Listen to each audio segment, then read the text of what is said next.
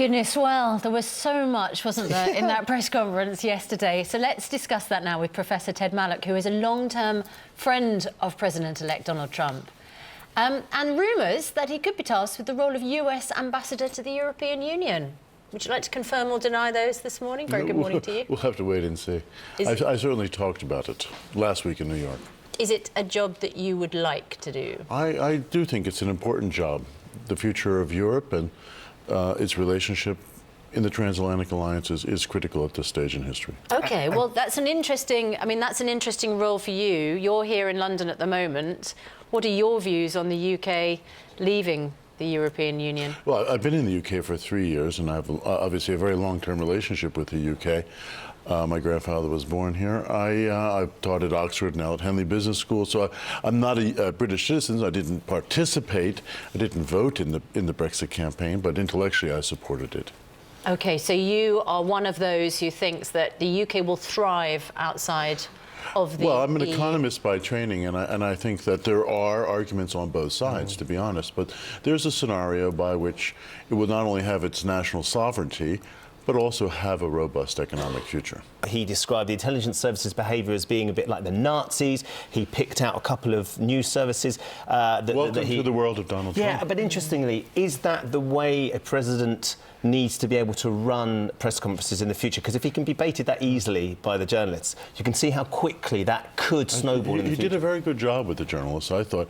I don't think that we'll have a typical press conference schedule as we've had in the past. Okay. So that whole pool of press conferencing will actually change. Is that because his team will protect him, do you think? I think because he will go direct to the American people using his Twitter account. And people say, well, they'll take that away. He has access to over 50 million people, and the number is growing. I think he's going to do more Twitter, not less. I thought he wanted to promote jobs. That sounds like he's going to take away a load of journalists' jobs. Well, the journalists' jobs, maybe they could find other employment.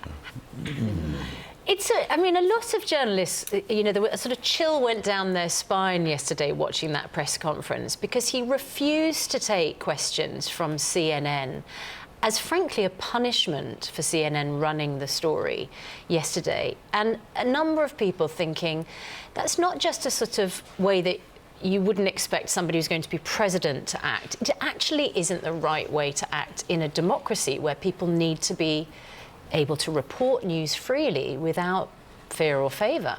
Well, I don't think anyone has an obligation to take a question from a certain journalist. In that room, there were, I think somebody said, hundreds of journalists. Yeah, but he specifically wouldn't take questions from journalists who'd run this story. I saw the whole It wasn't just episode. a matter of numbers. Well, and he actually made some statement about CNN as well, which actually I think is quite accurate. I mean, why did they run with a story that, A, is so bogus, that is full of disinformation, and that wasn't corroborated? Isn't that the role of a journalist? Well, they're not arguing that they didn't report the details. They were just merely saying that this dossier exists. Yeah, pass it on. Well, and they were... I read the CNN account. They did a little bit more than that. They took the BuzzFeed account and basically replayed it. It's an important point, though, that Susanna's making, though. Do you think we are going to see... Because you don't want Donald Trump to be able to control the news agenda in terms of stopping people asking questions that need to be answered, whether they're reporting stories he likes or not. Yeah. No, I think that he'll take questions. I mean, there'll be, an open format, and journalism will go on as usual. I think there has been, at least in the campaign, a lot of animosity, particularly in the American, I would say, liberal media. So we'll see how that relationship unfolds.